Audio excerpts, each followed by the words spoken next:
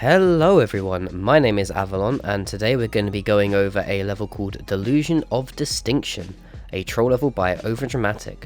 Now this level is a bit longer than some of the other ones I've done, so with the level code currently on your screen, we're going to move on and get straight into it. Firstly, I want to talk about this first room and just discuss briefly how incredibly well set up it is. So there's so much going on the screen that you just don't know what to look at. You've got the various pipes along the top, multiple question mark blocks with spinning marks. The boo just got fired out of that cannon, which is what the effect was, and things falling down from the sky all at the same time, all very quickly. A really strong start to the level. So speaking of things that fall out of the sky, first you have that spring followed by this POW block, both of which are essential for the muncher. The spring pushing you into it if you don't move, and the POW block, if you miss it, you miss the muncher. Now, every time I've been through this room, you may have noticed stuff going on to the right hand side of the screen, and that's where this room becomes absolutely incredible. The timing setup for this is really impressive in that the on-off switch will require you to be opening the door at a certain point before a cannon then blocks that door. So you have to make it through this door at the right time whilst that cannon isn't there.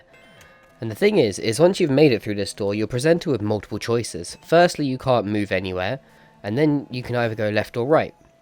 Now, there is a visible door to the left and an arrow pointing towards it showing you that there's a skull train there. So obviously you take a look through that left door first, and that gives you another really brilliant room. But also if you overstep, there's a one-way stopping you go back into it.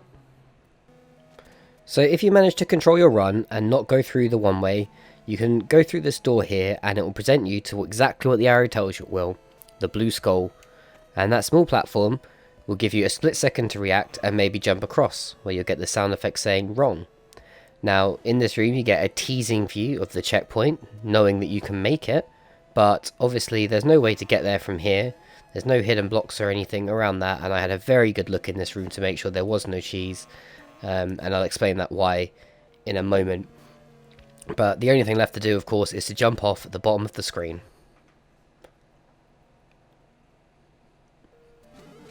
Finally, if you go through this door and the timing is off, then all you'll do is get sent back because there'll be a cannon in front of the door and a question mark block in front of the other one, instantly killing you. A really clever time-based setup. Now that was a lot for the first room. Luckily this second room has less to go with, and it's really clever in the way that that fire flower comes up behind the saw. If you're not quick enough to get to the side, the saw will kill you. The fire flower comes up, which gives the ability to ignite the bomb. However, just behind the fire flower is a muncher. You'll see it pop up just there, and that will take away that power up, stopping you progressing. However, if you maintain the fire power up, then you can come through to this bit, which gives you a simple 50-50 choice. Now, it actually doesn't matter too much which one you pick, because as I will show you in a minute, you don't actually need the fire flower after this point. However, for argument's sake, we'll take this one, which is the correct answer. I'll lose my fire power up to show you what I mean as you come to this section here. Now this spawns a Tanuki suit, which is fantastic because you have the time damage boosting and your iframes around getting through to the next side. My one improvement to this setup would be to where I'm stood now to have some ice coins, because that would then give the player the illusion that they need to bring the fire suit forwards when they can actually throw the fireballs from over there. This whole down section here could be 4 ice coins, and it will just get the player to throw some fireballs across the gap before moving forward. Now this section of the room has brilliant repercussions, and we'll start with this POW block here. It looks so innocent, but with the Tanuki suit pushing X to be able to hit it, there is that temptation there for the player. And it looks like that the cannon may move or something, but obviously due to the mushrooms, it won't be going anywhere. The other great thing about the POW block is you are rushing and you're holding X to move and run. As you jump, if you're facing it, you will pick it up. And that activates the pipe that is there. Once obviously you've reached this point, you can't go back, and that pipe will release a P switch, which changes the layout of the following room to have no floor. No matter what you do, even though you can still technically progress, there's nothing more that you can do in this room. So if I go forwards, I'll just show you as I fall off the cliff and into my death with no floor. Something else worth mentioning about this room is that the players who get stuck would look to above for this hint here, which suggests that you pick up the POW and place it below the pipe. Obviously, the player may assume that it's too late to go back now, which is what these spikes are for, instead of finding the actual solution of breaking the block. It's clever because the player will think they've done the wrong thing and kill themselves, not the level killing them, and that's what makes a great troll. Assuming that you avoid the powered block when jumping up, you'll find yourself over here where you realise you need that Tanuki suit. It fell down between the thwomps, and if you didn't see it or you kept your firepower up, then you would have issues. This leads me to a second suggestion in how to convince people to not pick up the Tanuki suit until it's too late, and that could be having some more ice coin blocks up here that are destroyed by a bomb, which clearly this level creator, you know what you're doing when it comes to time setups, so it shouldn't be too hard for you to set up a bomb to sort of blow these coins up once the player gets through. It might just have the player stop for a second to think about the Tanuki suit whilst in with the thwomps, lose those iframes and not be able to bring the Tanuki suit through. However, once you have got through, and providing there's no P switch activated, you can proceed into the next room where you'll find this setup. Now, on the left here is a block that will stop you progressing, and on the right there is nothing. But the hidden block is clearly marked, and any smart person would know there's a block there just from how Mario tends to be set up. Now, it appears with the setup with the conveyor belt that you should be using the Tanuki suit to run through, and then jump up and use the Tanuki suit's fly mechanics to climb up this, when you won't be able to get through there even with a duck slide, because you won't be able to get the speed to get to this side of the conveyor belt unless you are small. Which is fine, because whilst being small you can find these hidden blocks which are actually giving you a route all the way to the top. Now, if you had have chosen to go this side, you would have found a series of spike balls which eventually release a muncher at the top there to stop you climbing that side. Assuming you make your way up here safely without the muncher blocking your path, you can then proceed through the level, again through this quick little check here to make sure you're little, where you come to this choice here, which is a simple choice between two pipes, but the arrow is clearly pointing towards this left-hand pipe. Now, the arrows are something I'd like to talk to a little bit later, because the arrows in this level are fantastic, but for argument's sake, we'll say that you choose to follow the pipes, choose to follow the arrows, and you progress through the level. This side, however, is a locked route with two invisible blocks stopping you getting back out, one of them containing a boo to end your life. So you can progress through the level by going through the pipe that has the arrows on it, and you'll find this room here with more arrows coming here. Now, you'll see quickly in the middle of the screen, 3 springs just fell down, and there's a very good reason for that. But having just seen that following the arrows is correct, it's very likely that the player will go back through this pipe, which is fantastic. This is exactly the sort of troll setup you want, where the arrows are telling the player to do something, but maybe not what the player thinks. So, if you were to be on this part of the level and you chose to jump over here, oops, I missed that. Hang on 1 second.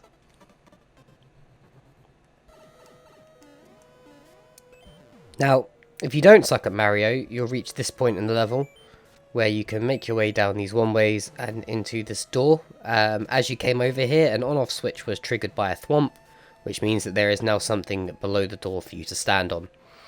Going through the door will give you a nice hint as to what actually is going on, and as you can see, walking this way gives you the noise saying don't do that, and to the left is the light bulb. Do that. That is a good idea. And that brings us back to what the arrows were above the actual level. But before we move back and see what you're supposed to do for this section, you'll find yourself stuck here in a simple soft lock until you work out that the boo needs to shoot the bomb by looking away from it, and thus turning the on-off switch and finally allowing you to die.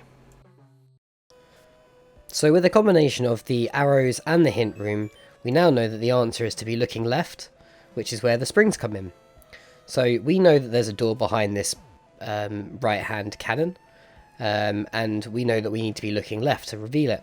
So by jumping on there and looking to the left, you believe that you're going to reveal it, and the springs that I mentioned earlier come down and end your life, revealing the door just in time to show you. There is, unfortunately for the player, no way to kill themselves down here. Oh no, so they're going to have to come down here and fight their way through this softlock room. This softlock room is something else, and it took me a long time to clear it. So both of these launchers are releasing stars, which will obviously delay the amount of time that you can kill yourself because of the invincibility they give you, and this spike is terrible to hit, and that's intentional with the use of the spring. You have to keep making sure that you touch both the launchers to avoid the stars coming out, because as soon as you step away from them, they start shooting out stars everywhere. The easiest way that I found to do this was to hold a angled jump from the left to the right, where you just touch each of the launchers to stop that star spawning, and then jumping on the spike when you get the opportunity. So you've managed to avoid the springs falling from the sky, and you've been looking to the left to move the off-screen clown car towards you to trigger the bomb, which will then trigger the on-off switch and release you, allowing you to pass through the door. Now once you go through this door, you find yourself in the situation with a car box. Now this is awesome, and I will play quick footage of me hitting the car box just to show you how well done it is. It's very clear that it is a car box. It says Carl above it. However, as soon as you hit it, as you can see, the on-off switch triggers, stopping you progressing through the pipe, and King Boos descend. Now, assuming you have the resistance to not jump for the car box, you can push yourself forward and onto the checkpoint. Congratulations, you've made the first checkpoint. Now, this checkpoint has some great points in it, in that if you don't get the bomb in the right way, if you explode the bomb here and you're not over there quick enough, a spring will come up, blocking your progression forwards, which would of course lead the player to believe that they need to, next time when they do it, rush a little bit more, and in doing so they may find themselves going through this door with the on-off switch turned to blue, or off. When reaching through the door with it off, they will be given a power-up star for their brilliance of getting through here, only to realise that there is nowhere to go. They can hit the spikes along the top, or they can attempt to return through the door. However, the door is now blocked, and they will be forced to take the death on the spikes above them. This combination of the spring and the spike and the on-off switch give the player a real good incentive and challenge around timings. Again, using timing and such to really control the player in a creative way, and this is really well set up. Assuming you make it through the pipe with the on-off switch in the correct direction, you find this little point here, which is a little bit of speed, and if you're not fast enough, a muncher will be dropped upon your head as demonstrated intentionally. However, if you're fast enough, you'll make your way across. There is a mushroom that rises next to the launcher, which is on a track that has no base, so when it comes back down it will fall, but obviously the muncher would have blocked you off by them. Now this setup is designed to make you rush through seeing that muncher and then rush through this next one here, and then obviously you would turn back and see the fire flower and the ice coins here. Now this is fantastic because you can't see the iced coins until you come through this one way, and the logic is that you would have sprinted all the way through to avoid the thwomps. Now this next section is really clever in that no matter which way you come down here, the combination that you have will tell you what you need to do. So if I go down there with it on off and I make way down, you'll see the bottom square tells you that off is correct, but I shouldn't have a power up, which is perfect, and then it will provide these munchers for you to kill yourself on. It's a really clever idea, and it's not entirely clear how it works at this point, although it does become clear later.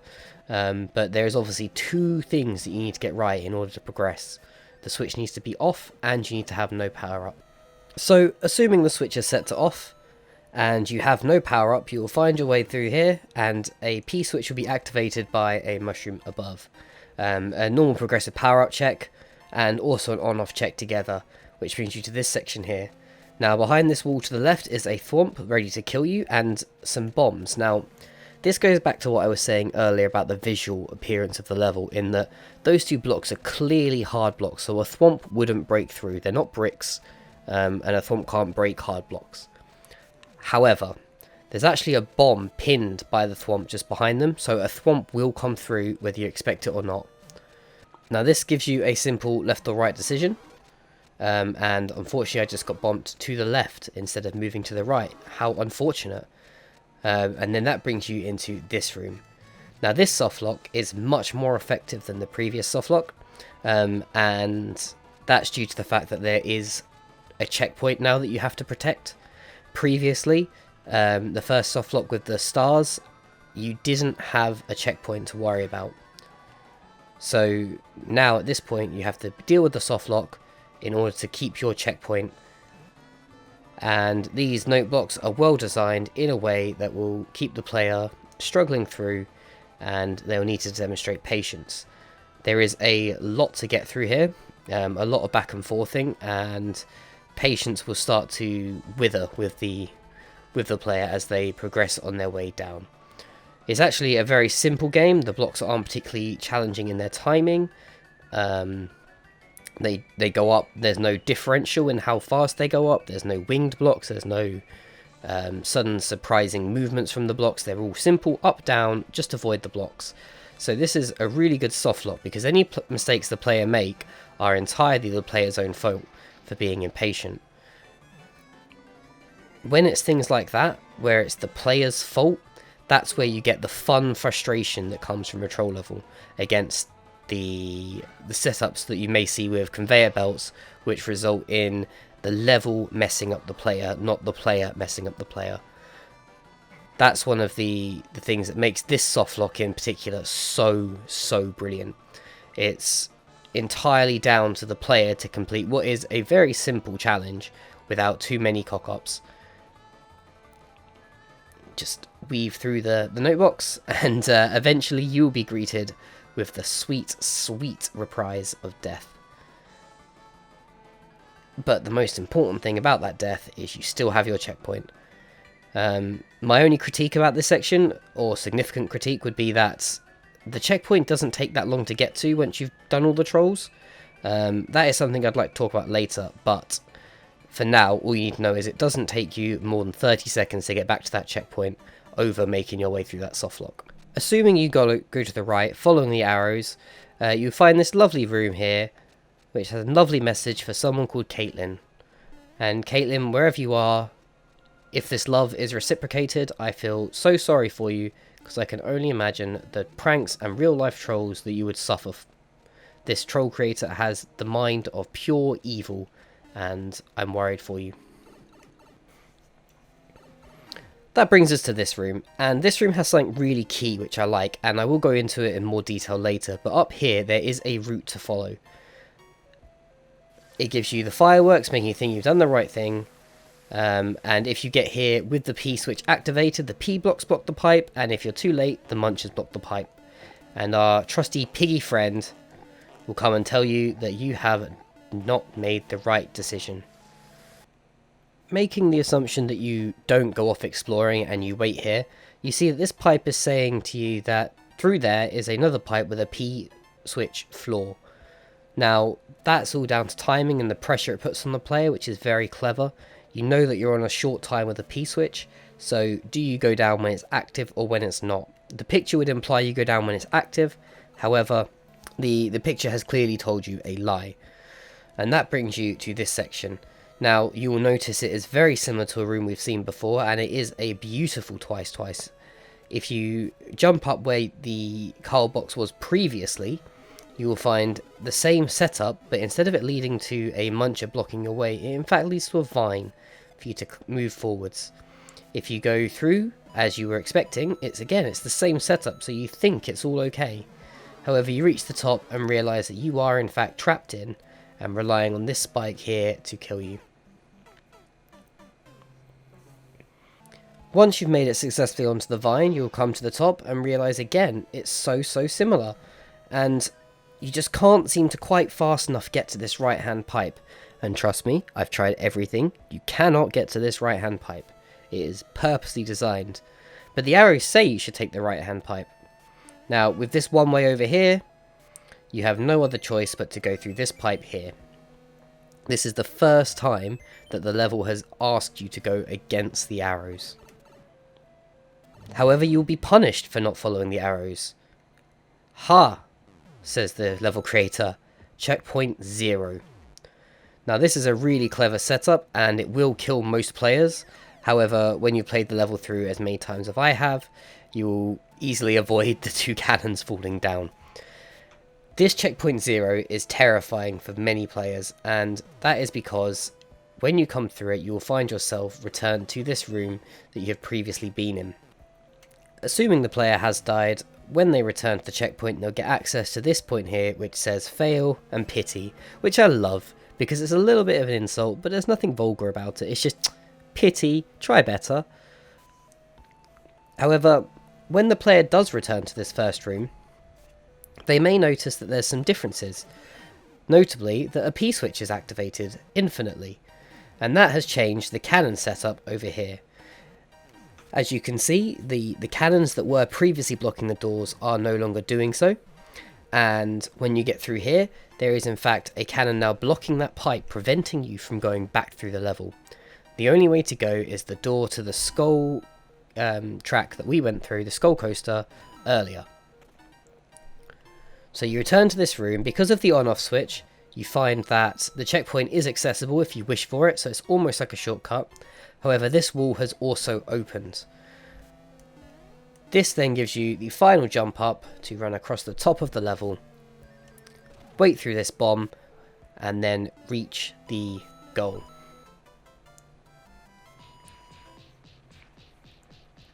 Now, there is a whole lot of good that I want to talk about in this troll level. Firstly, and most importantly, the trolls are so good. They really are incredible. They really are unique. Really well done.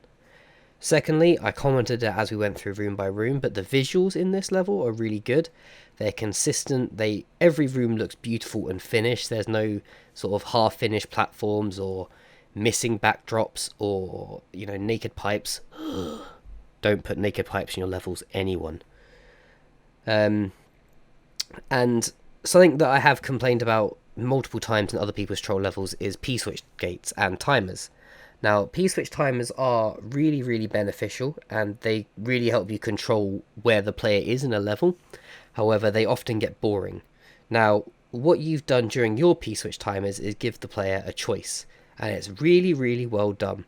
So there's the P-switch with the bridge, and there are the 2 hard blocks, which you might assume there's a bomb behind, so you're going to be questioning that before the thwomp comes out, which gives you something to do during that wait. Additionally, there's the P blocks between the 2 pipes, which share a similar thing in that there's the route to the right where you can go and have an explore and find that blue pipe to the right, which goes to nowhere. Now, this is really important because P-switch timers can really mess up the pacing of your level. If a player's having to wait for things to happen, then they've lost control of the game. They are no longer playing the game, and the level is in fact playing them. However, by giving these players these options and these choices, you are providing yourself level control in that you are controlling where the player is and what state the P-switches are, but you're also giving that layer the illusion that they are actually still able to play the game as they please. And that is fantastic. The next thing that I wanted to talk about was the creator's communication with the player. So the level creator uses arrows throughout the whole level, and every single arrow tells the truth, and it is so brilliant. It's very refreshing, and it leads the player to start to question every arrow. Which point is this level creator going to start changing up the arrows? And it's not until that checkpoint 0 point comes along that you are needing to go against the arrows, and in that situation you're forced to by the level creator, so there's no option to follow the arrow. This really comes to light in the room where you have to look left, where the arrows are telling you to look left. That is all they're doing. However, it may lead the player to go back through the pipe and take a death that way. It's really, really well designed and really, really clever. Finally, the Checkpoint 1 teaser was really, really clever. I liked it. It was something very simple that would frustrate players and thinking, oh, I'm so close to Checkpoint 1, I must have done something wrong. When the actual fact is that they've just entered that door far too early and they needed a P-switch timer activated on it. The pacing of your level was generally quite good, and there was a good troll density to checkpoint. And what I mean by that is that where you were near the starting point of the level or near a checkpoint, there were many, many trolls that would cause you to die or restart or similar. And I like that, you know, it keeps the level fresh, but it means that once you've got through those first dense areas of the level, that you then have a sort of more calm finish until you get to the next checkpoint. It stops the level becoming a tedium to play, because once you know the route through that first section of troll dense area, then you can get through there quite quickly. It's only the first time where you'll die a lot, but then because you're near a checkpoint, the deaths aren't too significant. It's a very, very good way to pace your level, and I would say it was near perfect. The areas that I would aim for to improve are the ice coins that I said around where you get the Tanuki tail, and it would just maybe give that player the extra moment to decide, do they need the fire flower or do they need the Tanuki tail. They should be shooting the fire flower fireballs from the other side of the one ways, then collecting the tail and then progressing through the level. It's a very minor thing, but it just adds that extra level of choice for the player. The other thing that I would change is in the twice room, the arrows should point to checkpoint 0, and it would stick with your consistent communication in your honesty and arrows, but it would also provide the player a little bit of concern because they've trusted your arrows throughout the whole level and suddenly they're being checkpoint 0'd for doing exactly that, when in actuality you are giving them the keys to the end of the level. The highlights of the level were really the Carl box, which was really well done with the sound effects that you chose to use and the location of the Carl box in reference to the checkpoint, so that if it did kill the player, they would feel really, really silly when they came back round and realised they were millimetres away from collecting that checkpoint, when in actuality their greed and desire for shinies is the reason that they didn't progress any further. Now, I believe if Carl does play this level, then that'll be something that definitely kills him, because he is unable to avoid those shinies. So a really good use of Carl box and a really good reference to the content creator that we all love. The other area that I really enjoyed was the fire flower, where you had to wait for it on top of the cannon. That launcher covered the track, covered the muncher, and it actually got me in both the saw killing me and the muncher taking away the fire flower power up before I could proceed, and that was really well done. Even though you can still trigger that bomb without the fire flower, you can't get through the ice, and it's just a near perfect setup. The last thing that I just wanted to reiterate on was how great your visual design of the level was, in that you could consistently have things to look at in the levels that were either distractions or just enough to slow the player down for your level to really troll them well. And this level has hands down and unequivocally earned my heart. I thought it was a genuinely brilliant level. Now, normally I would lead straight on into collecting the world record, but I just want to point out that this world record has some frame perfect door entries, and I am very proud of it. So with that, I have been Avalon, and I will leave you to see me take the world record.